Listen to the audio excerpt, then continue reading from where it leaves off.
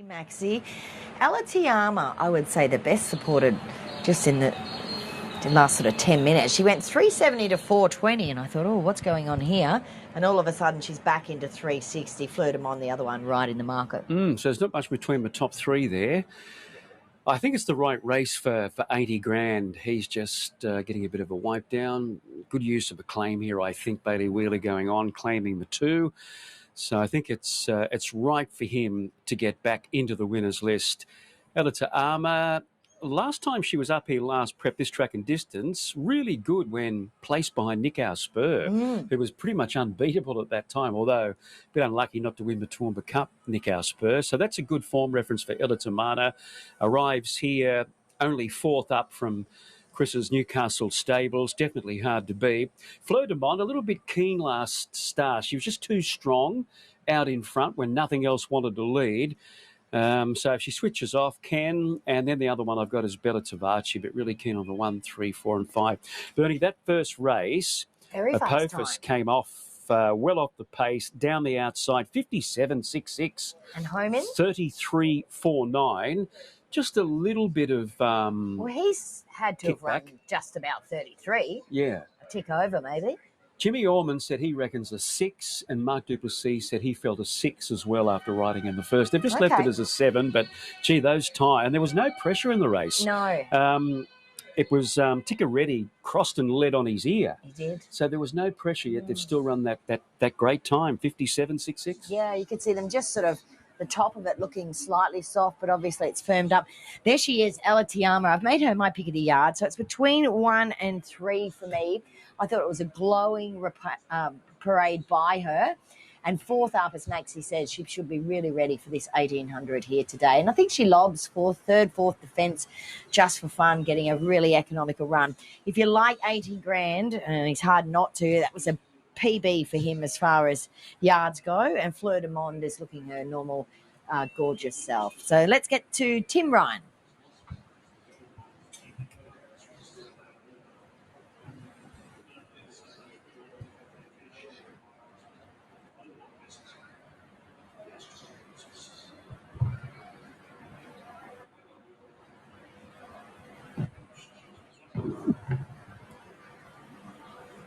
Runners to move in. Will Not Quit, Irish Sally and 80 grand. Up goes Will Not Quit, the roughie of the race.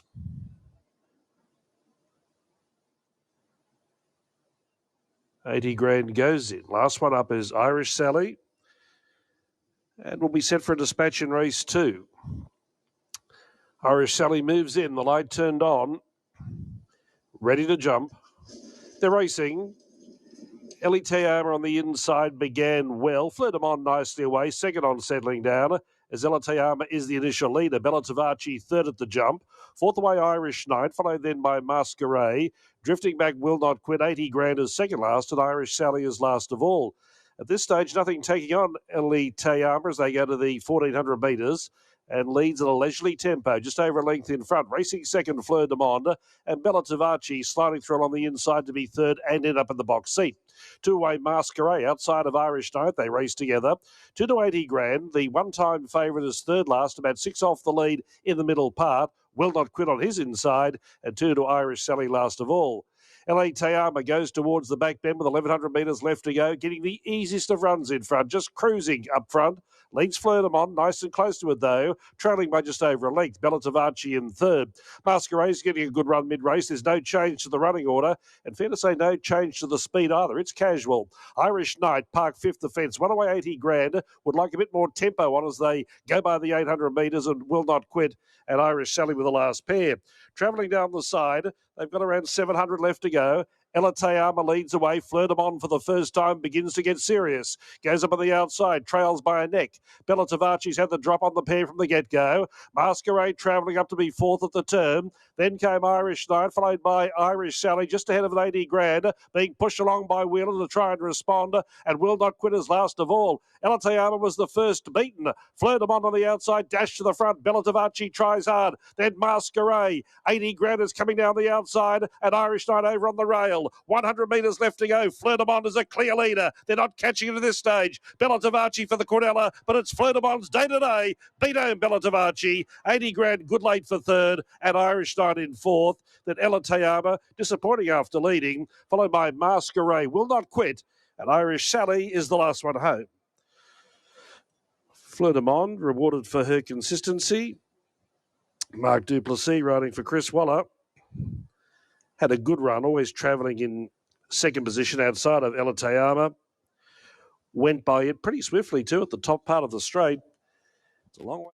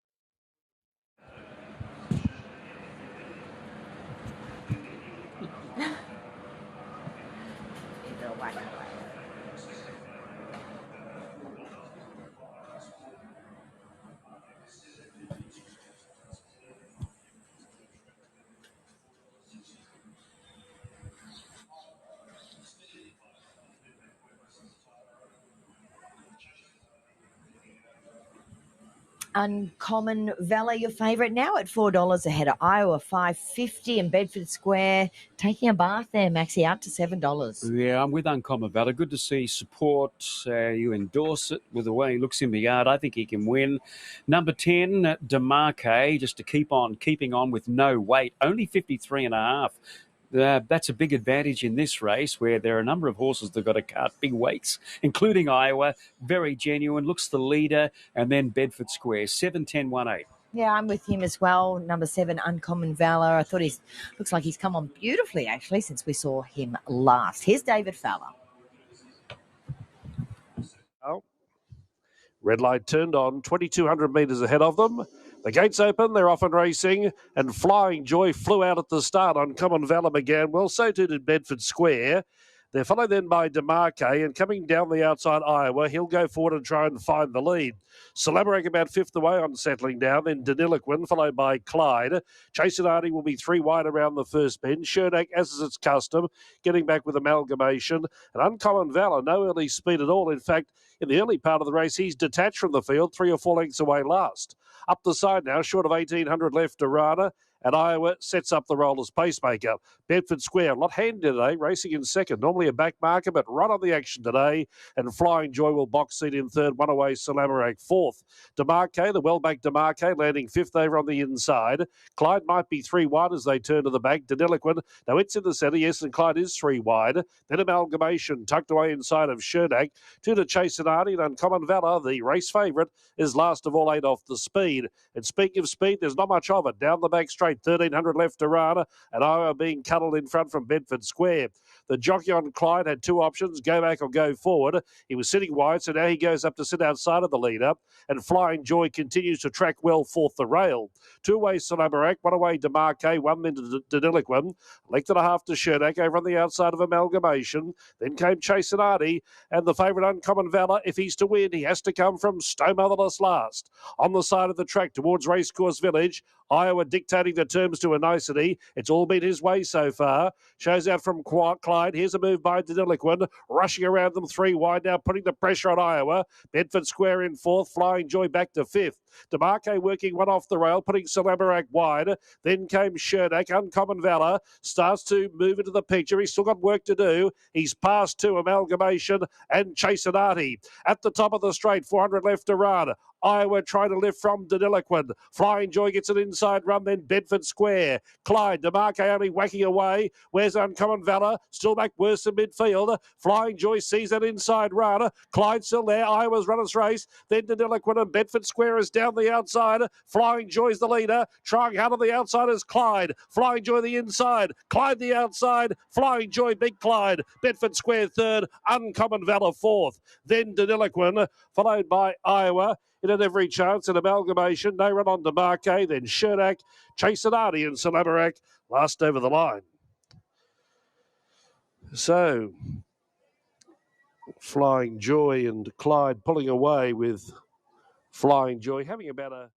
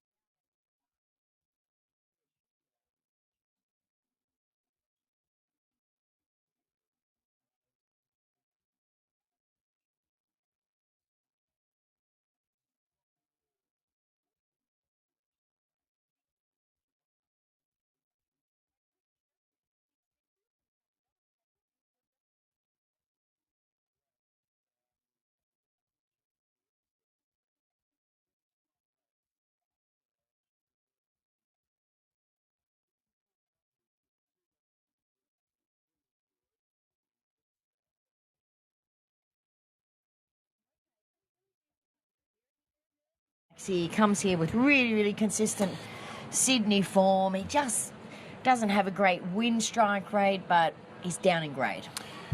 He is. I was just mentioning his early form. When he was with Patrick Payne as a 3-year-old, he ran second to Berkeley Square, then second to Virtuous Circle. Then he won beating the Derby winner Major Beale. And then he placed a couple of times at Flemington. So hasn't gone on with it, but he gets the proper race here, doesn't he? Like a benchmark 68. Yes. Barrier 1 and Tony Gollan has a happy knack of getting these horses from Sydney and finding the right race. However, I'm going to stick with Schmoozer number 9. I don't think he's that straightforward, this horse, but if he reproduces his 2 runs back from a spell, then he's in this up to his ears. He just needs them to run along. I don't see a lot of on-pace pressure. However, it's a decent-sized field, and a few of them might try their luck, have a bit of a stab and go forward. He just needs to relax, get into the clear. I think he might be the way to go here, Schmoozer. Great each-way price. A Castilian, definitely the map. Everybody's over him because of where he's going to position from the inside gate. And then the mares Petersham and Lady Ladar in a very competitive benchmark 68. Yeah, I've stuck with Petersham. She looked great actually in the yard. She always has a slightly shuffly action, not in a bad way. It's just her. So I like the fact that, and just keeping her trotting behind the barriers there, just keeping those legs in motion, keeping her bright. And she had a little bit of a play and a jump around in the yard. So I thought, oh, she is still feeling well. But I feel like she needs to step up here today and show us that she's got, a Saturday race in her. I think today was the wrong day to jump off, purely because she finally gets to a trip that's really going to suit. And I hope they're riding nice and quiet again here. But there's plenty of others to like. I thought the Cullinan looked great today for him. And he's at big odds. And of the rest would probably be Schmoozer, your pick. Just having a look at Seneschal is 18 down to 10. That's number 11. We mentioned in the yard the nibble for the 12, all's fair, 18 down to 12. I simply refused the first up at number 13, 11 into 950. Lady Ladar's gone for a bath, 750 out to 14. They don't want her at all. Petersham solid, 650 into 6. This is a really good betting race. Castellian is going to run a solid favourite, Bernie, but I'm just hoping it all goes well for Schmoozer. Okay, there is Petersham taking her spot. Here's David. Like Castellian got to 360, back to 320. So there's a late rally for the ex-Sydney sider. Last few coming up now. Lady Ladar and All's Fair will be the last 2 to move in. Lady Ladar has the barrier blanket. Didn't have much luck at the Sunshine Coast last time out, finishing off late in the race. And All's Fair is one that hasn't gone unnoticed in the betting. $11 in from 19 this morning. It will be the last one up. 1,400 metres ahead of them. All's Fair goes in. Now the starter has a complete line. He turns on the red light, picks up the button, ready to release them. The favourite runs from the rails, Castellian. All set. Racing. And Castellian jumps smartly. The Cullinan began well. Northern Decree third away. Schmoozer rolling forward. No pace on early. Simply Refused not too far away. Then Petersham and Seneschal. Followed by the Tyler. Getting back was Red Top, Moon and Me. Lady Ladar and All's Fair settles down last. Well, nothing wanted to lead, so Jasper Franklin took matters into his own hands and took Schmoozer to the front. 1,000 metres left to go. Schmoozer leads from Simply Refuse, and Castellian is going to box seat in third for Maloney. The Cullinan fourth the outside, and the tempo only fair. Northern Decree fifth, but posted 3 wide. Seneschal Park sixth the rail. Seventh the outside was the Tyler. 3 wide was Petersham. It may have cover on the back of Northern Decree. Moon and Me sailing along in fourth last. Third last Lady Ladar and the tail end pair. All's Fair and Red Top. Up to the turn, 6 lengths first to last, and by and large, Schmoozer's had a beaut run out in front. Lead Simply Refused by a neck at the bend. Castellian waiting on a run. Then the Cullinan coming up deep in Northern Decree. Seneschal hunting along the rail. Then Moon and Me trying to thread the needle. Further back was the Tyler. Petersham and Lady Ladar, the widest runner. Schmoozer leads the way. Seneschal, though, is coming home gamely along the inside and posing a real threat to Schmoozer, who's in for the fight. Seneschal the inside, now getting by Schmoozer. They're lining up for for third and fourth. Petersham and Lady Ladar flying home, but Seneschal lands good bets and wins. Beats home Schmoozer. Third, Lady Ladar, then Petersham, the Cullinan, Castilian, followed by at the head of the others, All's Fair, Simply Refuse, Red Top, the Tyler, Moon and Me, and Northern Decree, finished in last position. Seneschal via the inside, which we've seen several runners or several winners take that course. And that's exactly what jockey Robbie Dolan did on Seneschal for Stuart Kendrick.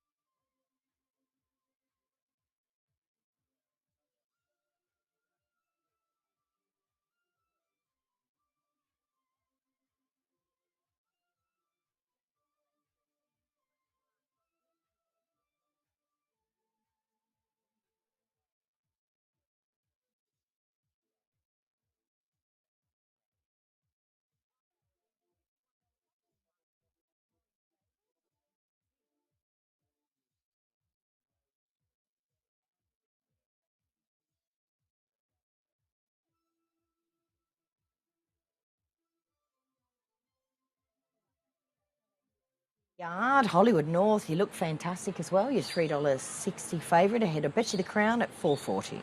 Yep. Warp Speed is holding around the $6.50 mark, but They are the three looking at that. Our old Butch and Bugs is out in the market. I think they were wanting a really wet track for him today, so he's been a bit easy. But I think Betcha the Crown, I think he can win again. 4 on top of 10 Butch and Bugs. Then I've got number 7 in Warp Speed and 6 Hollywood North, as you say. He looked really good on the 7-day backup. Yeah, he did. He looked terrific. Betcha the Crown looked great. Regal Pom. Warp Speed, I think he's, in career best form, actually. He will be this preparation. He had a great prep last time. He was terrific first up. He was glowing today in the yard.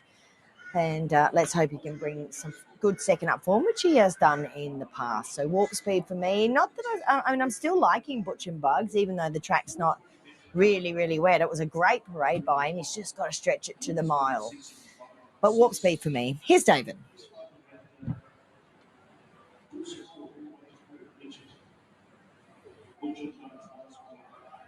Okay. And then after that, have they still got more Form Line Extra to come?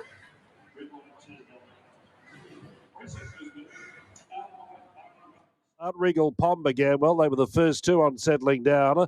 The well-backed Hollywood North third away and Warp Speed in fourth. Betcha the Crown didn't begin with great gusto, but Matheson now sends him forward. He'll go up outside of Regal Pom and he'll trail the leader Binding.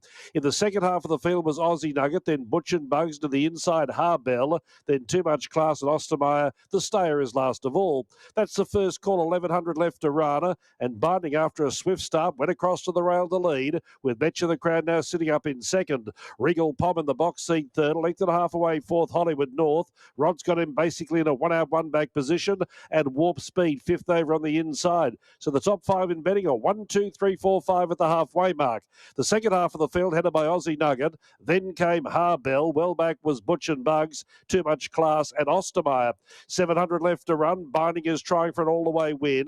Betcha the Crown edging closer now, trailing by a neck as they reach the 600 metres. Regal Pom third, Hollywood North primed and ready to go. Near the inside was Warp Speed.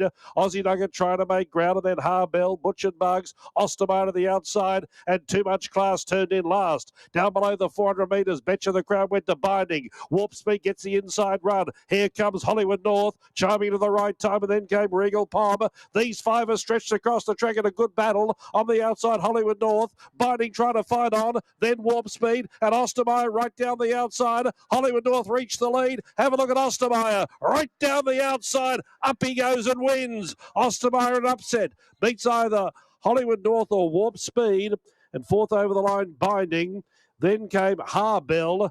Betcha the Crown knocked up. Butch and Bugs, Aussie Nugget, Too Much Class, and Regal Pom dropped right out to finish last. It's a last to first win for Ostermeyer. Better known as a stayer, but on the fresh side, Jake Bayless just allowed him to bowl along in last. And you could see him start to loom as they straighten. I thought it might be still a bit short for him, but the leaders started to shorten stride. And Ostermeyer, we know he's strong. He's won up to 2,400 metres. So once he was so close to them there, he was always going to be hard to hold out. And he's bloused them. Last to first, a roughie at $26. Number 8, Ostermeyer, Jake Bayless for Alyssa and Troy Sweeney. A good training performance to freshen him up. First up in just over 2 months. Coming back to the mile. He stood them up a start and he's given them a beating. 6th second, Hollywood North, Michael Rod for Stuart Kendrick. 7th third, Warp Speed, Jimmy Orman for Mark Goodwin. And 9 fourth, Binding. So the interim result of the last race, 8, 6, 7 and 9. And a big quaddy result coming up with a $26 chance winning in Ostermeyer. So, and no excuses for the beaten division. They all had their chance in running, and Ostermeyer, as I said, has come from behind them and beaten them home. So, a rough result to end the day. That's our broadcast from Eagle Farm. I hope you had a winning day. Talk to you tomorrow morning on Past the Post. Thanks, Merck.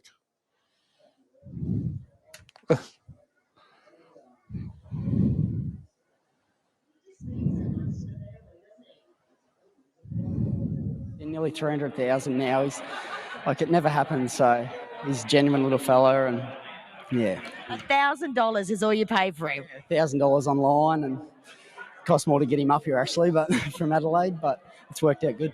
Obviously, he usually wins over further, but on the fresher side today, he had the big finish, didn't he? Yeah, that trial the other day in Toowoomba, it was pretty sharp. And Sir Warwick and a couple of good horses in it. So to beat them home, it was a good trial. He'll be paying for the kids' schooling fees shortly. Yeah, surely will. Be nice. Enjoy the win. It's Bernie, thanks. All right, there he is. Troy and Alyssa train this fellow, Sweeney, from Toowoomba. It's a great story. Purchased online for $1,000.